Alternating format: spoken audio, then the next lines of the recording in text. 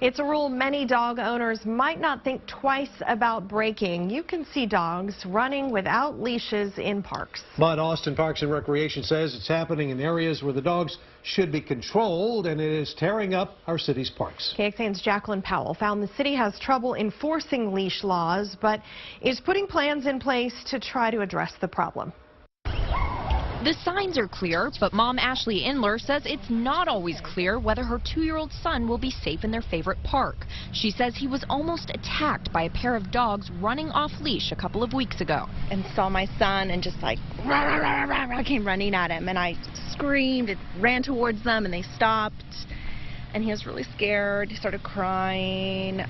He wet his pants. You know, it was an awful experience. Austin Park Rangers say they're hearing too many stories like Inler's. And we want to keep the lands open and inviting for everybody to use. So they're starting an education effort. They'll use a social media campaign pushing owners to walk their dogs responsibly. And they're creating a giant 3-sided version of these signs to place in parks where they're having issues. It's like something like 8 feet tall and, you know, so wide so that it's very obvious this is an on-leash area. They'll be out warning dog owners breaking the rules. And while rangers like Leanne Ishcomer can't issue tickets themselves, when there's an issue where people need more convincing, then we do get the police folks. But it's a last resort, but sometimes it's what works. Isaac Nimick says APD fined him $200.